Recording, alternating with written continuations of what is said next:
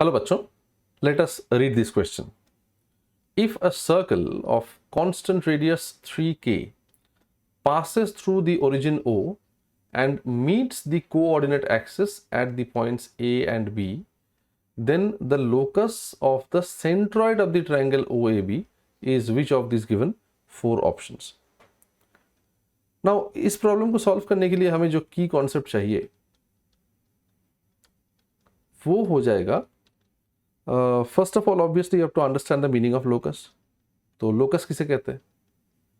Locus मतलब एक moving point है. उस मूविंग पॉइंट को हम लोग h, k एज्यूम कर लेंगे. जो भी पैरामीटर्स है प्रॉब्लम में, वेरिएबल पैरामीटर्स ऑफ कोर्स, उनको हटा देना है एंड देन फाइनली h और k की जगह पे x और y डाल देंगे ज्योमेट्रिकल कंडीशंस को अप्लाई करके. We will find out the locus of the corresponding moving point. और दूसरा जो कॉन्सेप्ट है वो है कि एक ट्राइंगल का सेंट्रॉइड का फॉर्मूला क्या होता है.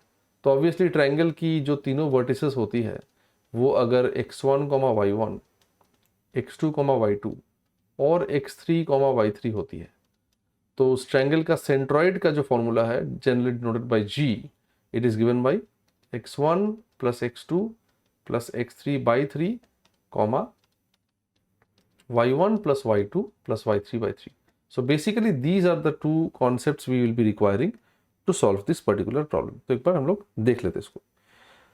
A circle of constant radius 3k passes through the origin. तो यहाँ पे एक सर्कल है हमारे पास जिसको बताया गया है कि वो ओरिजिन O से पास करती है और उसका रेडियस 3k है. ऑल्सो वो कोऑर्डिनेट एक्सिस को A और B पॉइंट्स पे मीट करती है. तो ऑफ कोर्स मान लो ये एक्स एक्सिस हो गया और यहाँ पे this is the y axis.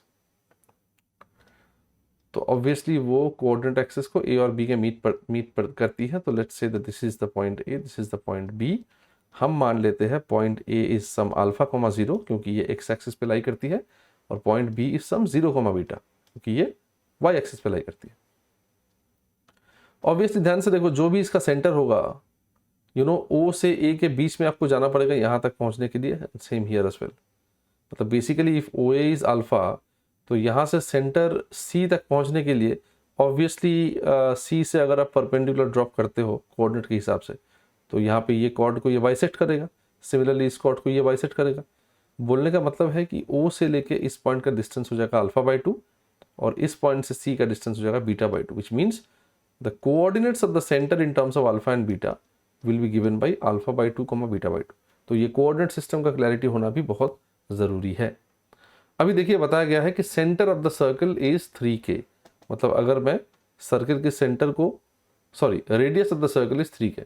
अगर मैं सर्कल के सेंटर के साथ कोई भी पॉइंट ऑन द सर्कल को ज्वाइन कर दूं तो वो रेडियस बन जाएगा and that length is given by 3k.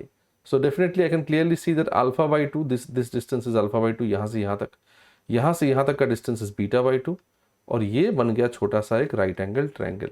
That means we can easily use Pythagoras theorem now, and that will give us alpha by 2 whole squared plus beta by 2 whole squared. This is equal to 3k whole squared.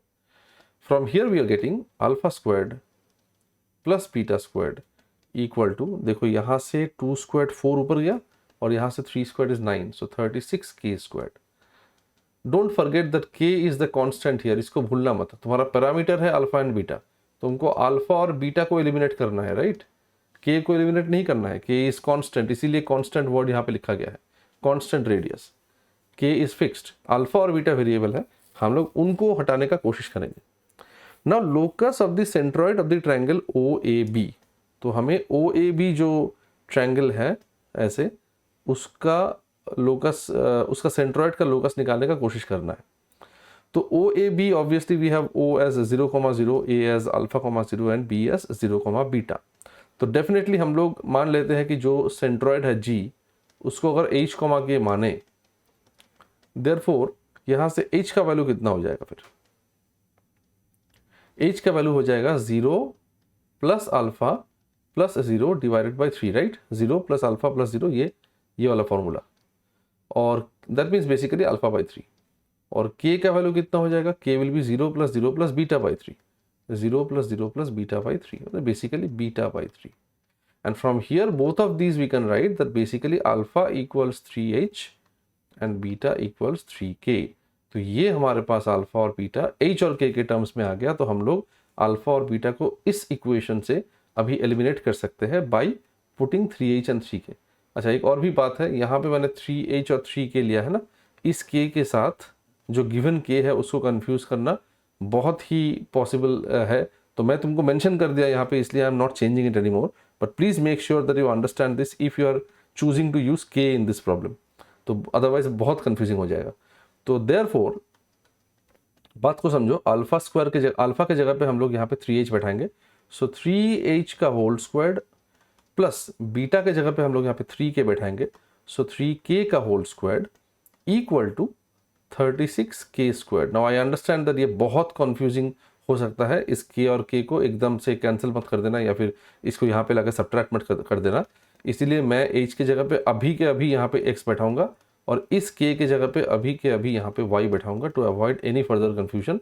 इस k को रहने दो because this k was the part of the problem and this k we just assumed it. ये होना नहीं चाहिए, मैंने observe नहीं किया था पहले। So this is 9x squared plus 9y squared, this is equal to 36k squared. No doubt the answer is going to be obtained अगर आप दोनों साइड 9 से डिवाइड कर देते हो तो। So x squared plus y squared equal to 4k squared is the correct answer to this question. तो यहाँ पे बहुत ही कॉमन मिस्टेक हो सकता है, फटाक से स्टूडेंट सी ऑप्शन को मार्क करके चला आएगा, लेकिन ध्यान से देखो x squared plus y squared equal to 4k squared, 4k squared को 2k का होल स्क्वायर्ड लिख सकते हैं। That means option A is the correct answer, not option C. Be very very careful. सही करोगे पूरा क्वेश्चन, अंत में जाके ऑप्शंस को देख के थोड़ा सा कंफ्यूज्ड हो जाना बहुत ही कॉमन बात है। इस कारण भी अच्छे स्टूडेंट्स को जस्ट बिकॉज अटेंशन जो है उसको लैक कर जाता है थोड़ा सा। तो you have to be very very attentive while solving this problems. So option A is the correct answer. I hope you understood the solution well. Best of luck.